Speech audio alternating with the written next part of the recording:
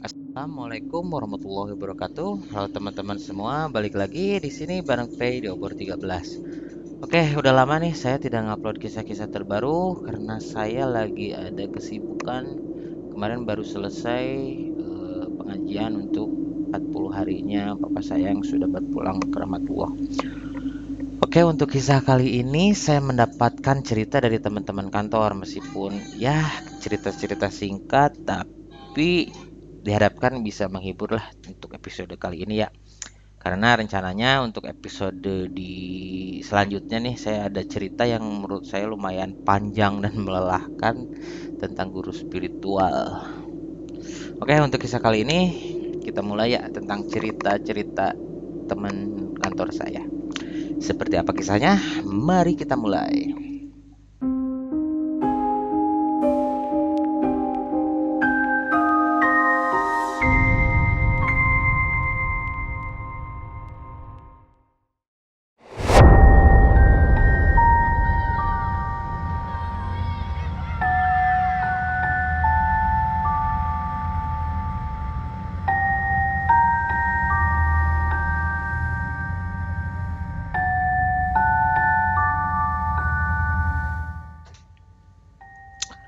Oke, sekitar 2 minggu yang lalu di kantor itu biasanya diadakan monthly meeting. Nah, di monthly meeting itu suka ada beberapa area manager yang dari luar daerah atau dari luar pulau datang ke head office di Jakarta.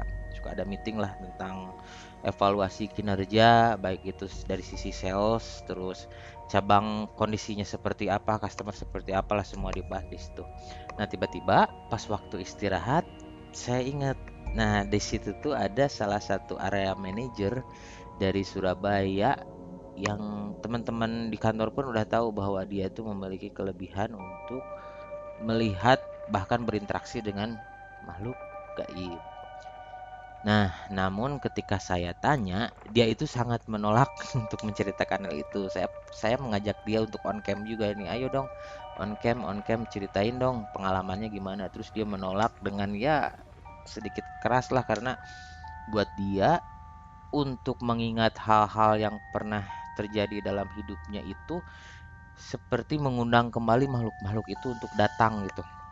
Apalagi ketika dia menceritakan salah satu makhluk, ya sebut saja pocong lah, karena udah tahu lah kan makhluk yang mengerikan itu kondisinya seperti apa. Katanya bahkan makhluk itu pun suka datang di hadapannya dia gitu atau di sekitarnya dia. Nah, dia tuh nggak mau kejadian seperti itu karena dia udah susah payah untuk menutup mata batinnya, lalu tiba-tiba terbuka lagi gara-gara bercerita dengan saya gitu kan. Tapi ya alhamdulillah sih dia ada bercerita beberapa tentang kisahnya yang menurut dia tidak terlalu seram atau tidak terlalu berefek lah buat dia. Awalnya dia pun tidak menyadari bahwa dia tuh ada kelebihan dari sisi spiritual gitu kan. Yang ternyata diceritakan oleh keluarganya itu dia merupakan apa ya, dapat kemampuannya itu merupakan turunan dari orang tuanya gitu, dari kakek neneknya gitu sehingga turun ke dia dan akhirnya dia memiliki kemampuan itu gitu. Namun dia tuh seperti tidak menerima karena tidak tahu, tidak ada apa ya, tidak seolah-olah kalau formalnya itu tidak ada pemberitahuan sebelumnya gitu. Tiba-tiba dia bisa seperti itu aja gitu. Apalagi kan dia itu salah satu seseorang yang gemar naik gunung. Nah, di situ pun dia suka banyak menemukan hal-hal yang janggal selama dia melakukan pendakian gitu. Akhirnya karena dia itu tidak apa namanya, tidak kuat lah gitu dengan menanggung beban seperti itu, apalagi dia ngerasa hidupnya tuh jadi ruang gerak tuh tidak bebas gitu, jadi sempit gitu, pergerakannya pun seperti itu gitu. Bahkan ketika dia di kosan atau dia jalan di tempat gang yang sepi pun dia tuh selalu melihat hal-hal yang tidak baik gitu, dan itu tuh sangat bikin capek energinya dia gitu. Apalagi ketika berinteraksi pun dengan makhluk seperti itu untuk mengenyahkan atau tidak mau apa ya, tidak mau melihat pun energi dia tuh bisa terkuras sangat besar gitu. Sehingga akhirnya dia ngobrol sama orang tuanya mau ditutup dan akhirnya Orang tuanya pun ya seperti mengamini ya, gimana pun juga namanya anak, mungkin ya orang tua juga khawatir gitu, takut terjadi sesuatu. Ya, akhirnya ditutup mata batinnya. Cuman dia cerita salah satu momen memorable-nya dia yaitu ketika waktu pandemi COVID kemarin. Itu kan hampir semua mall-mall itu tutup, fasilitas umum apa ya, pusat perbelanjaan dan sebagainya. Otomatis tempat dia bekerja pun tutup saat itu. Nah, berhubung tutup, dari kantor kita tuh ada kebijakan untuk tetap melakukan protokol kesehatan di cabang kita, meskipun cabang itu tutup, agar kebersihannya tetap terjaga dan fasilitasnya tetap terawat. Dulu tuh kebijakannya gitu. Nah, dia bersih-bersih katanya, kebagian jadwal piket waktu itu, dan dia pun posisinya dulu masih store manager deh kalau nggak salah. Di situ tuh di salah satu mall di Surabaya ya. Nah, udah gitu ketika dia lagi beres-beres di lokasi store, dia dari ujung matanya tuh ngeliat seperti ada nenek-nenek lagi melongo ke arah store gitu, dari jendelanya itu gitu kan.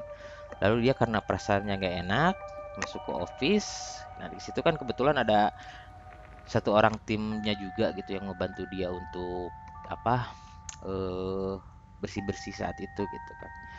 Ketika ngelihat si karyawan ini mukanya pucat, sorry sorry, ketika ngelihat store manajernya pucat, si karyawan itu seperti notice. Tiba-tiba dia juga ngomong, kenapa bu, ada nenek-nenek ya? Lah, kamu juga bisa lihat katanya gitu. Ya bu, makanya saya dari tadi di dalam. Terus yang lebih parah itu di area pojokan katanya ada makhluk yang ngajakin main katanya. Makhluknya emang anak kecil sih katanya. Ayo main katanya. Terus ketika saya masuk ke lorong mau ke office juga malah ada yang nanya, Mbak, kok kenapa sepi ya? Katanya ada yang gitu katanya. Makanya saya tuh di sini tiap hari bu katanya. Habis piket pun ya, berhubung untungnya store itu masih keadaan bersih gitu, jadi nggak terlalu banyak effort untuk ngebersihin store katanya. Oh gitu gitu. Ya ini saya juga mulai nggak enak ya. Berhubung namanya karyawan, terbentur juga dengan bukan terbentur sih ya, udah ada aturannya, regulasi bahwa harus melakukan masuk sesuai jam kerja, ya akhirnya mereka diem di store itu selama jam kerjanya itu berlangsung gitu kan. Nah, singkat cerita, waktu pulang datang nih, akhirnya mereka cepat-cepat bubar dari store dan pergi ke rumah masing-masing. Nah, dan teman saya ini nih yang masih jadi store manager itu, dia pulang ke kosannya, lalu di kosannya itu ada ini ya, ketika masuk kosannya seperti ada ruang tamu gitu kan, karena dia kecapean melepas lelah gitu kan, biar lebih rileks dia duduk di sofa ruang tamunya sambil duduk sandaran, terus dia sambil kayak menjemin mata gitu gitu sambil menghela nafas panjang. Kok dia berasa gitu di samping dia tuh kayak ada orang yang duduk juga gitu katanya. Si si si sofanya pun berasa turun gitu. Kebayangkan teman-teman, kalau sofa itu didudukin di samping kita tuh pasti berasa gitu kan. Naik turunnya tuh, nah seperti itu kira-kira. Nah, teman saya pun kaget sambil melirik, dia buka mata sedikit. Apa yang terjadi? Dia melihat sosok pocong di sampingnya dia dengan balutan kain putih yang lusuh, ada tanah-tanah merahnya. Dan si pocongnya itu nggak ngapa-ngapain gitu, cuman mangap aja katanya gitu. Terus tampilannya mukanya tuh kayak gosong, melepuh, dan kalau dia gambarkan tuh jijik banget katanya Pak. Bahkan kalau saya pun cerita saat ini tuh saya masih selalu kebayang wajahnya tuh seperti apa gitu. Itu yang bikin saya trauma katanya. Itu paling yang bikin saya paling gak kuat katanya Pak katanya. Oh gitu ya, iya Pak, makanya saya nggak mau nih kalau untuk cerita-cerita hal-hal seperti ini, takut terjadi lagi katanya. Oh gitu ceritanya. Nah, singkat cerita, setelah momen keadaan pocong itu, akhirnya dia memutuskan untuk tidak masuk ke kamar kosnya. Dia langsung pulang ke rumah orang tuanya. Dia nangis-nangis ke orang tuanya, minta untuk ditutup semua itu katanya gitu. Soalnya capek juga, di sisi lain udah capek kerja, malah capek juga digangguin untuk hal seperti itu. Nah, ketika saya terlibat intens ngobrol dengan teman saya itu, tiba-tiba tim saya tuh ada yang tertarik juga gitu. Pak, aku juga ada cerita nih katanya. tim saya itu sama juga perempuan. Nah, dia bilang dia mengalami kejadian aneh ketika dulu terjadi COVID-19 gitu kan. Jadi kan hampir semua karyawan di kita itu WFH semua di rumah semua segala kegiatannya. Nah, dia dan keluarganya memutuskan untuk pindah ke rumahnya dia yang ada di salah satu kota karena untuk menghindari ledakan itu penularannya gitu. Dia pindah ke salah satu kota yang masih kota penyangga juga gitu kan. Nah, rumahnya itu kan sudah lama kosong gitu kan. Kebetulan juga gitu. Ada momen untuk menempati rumahnya yang kosong itu gitu kan. Singkat cerita, setelah dia tinggal di situ, setelah beres-beres, nah dia itu mengalami hal yang aneh. Anehnya apa gitu kan.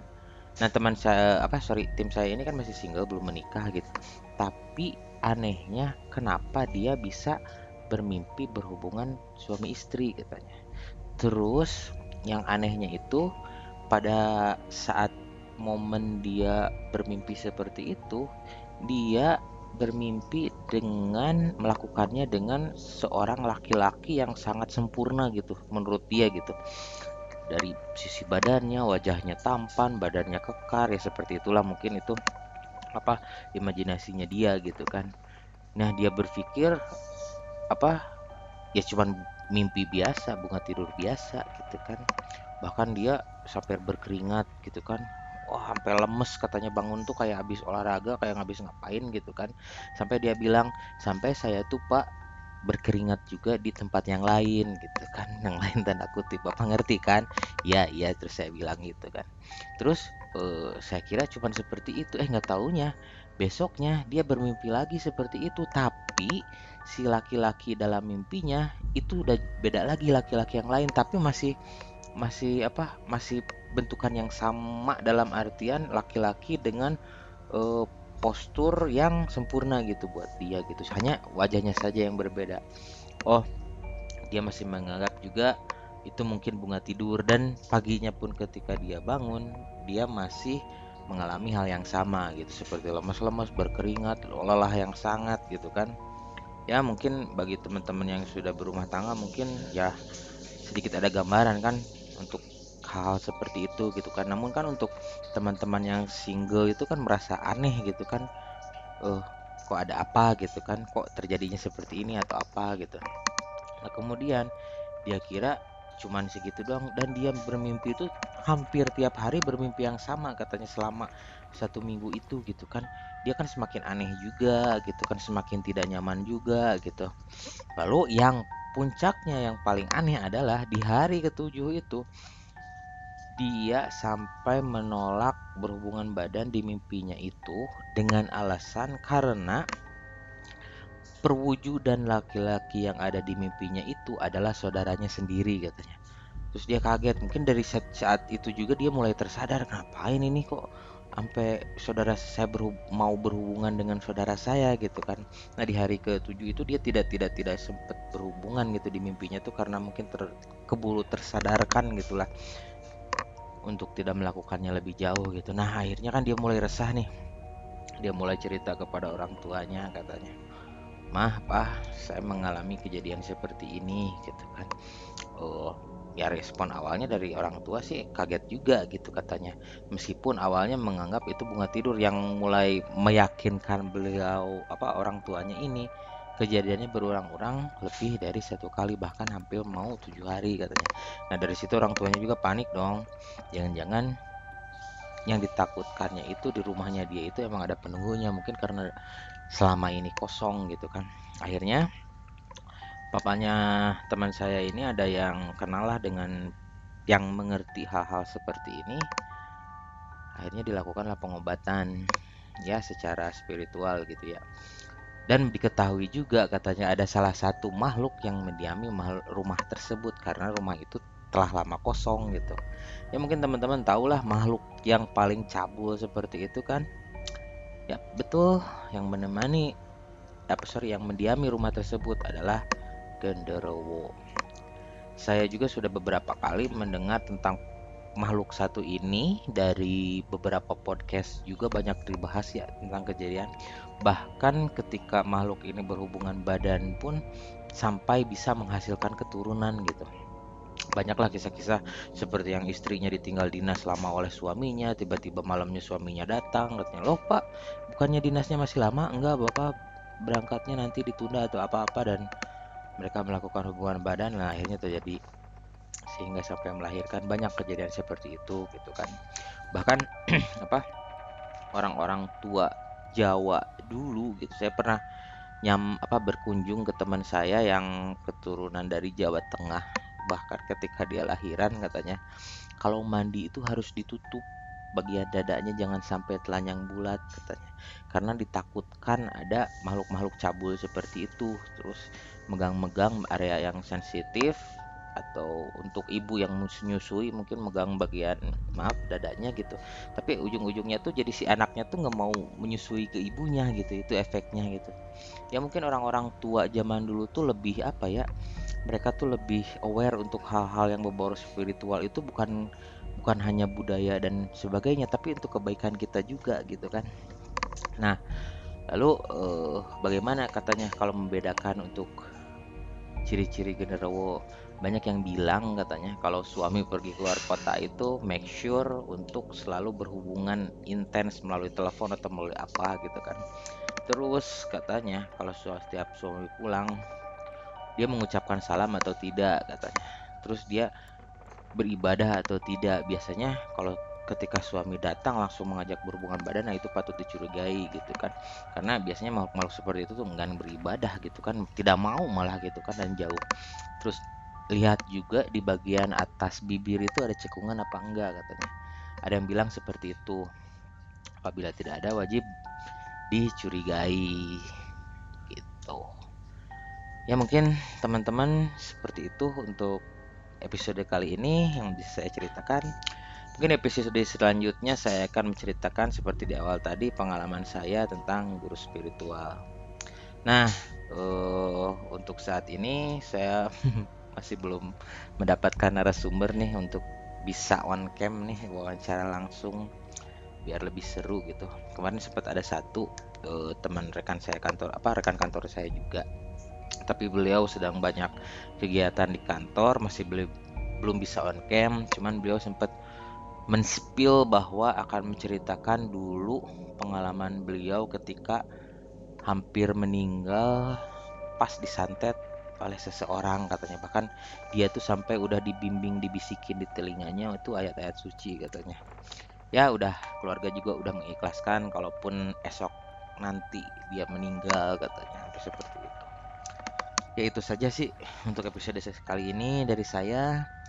Ayo untuk teman-teman yang punya kisah seru yang pengen dibagi dengan para pecinta horor, boleh dibagi ke boleh dikirim ke obor 13.official@gmail.com. Ceritanya dan jangan disimpan aja, barangkali ada hikmah dari cerita teman-teman yang bisa diambil sisi positifnya oleh teman-teman yang lain.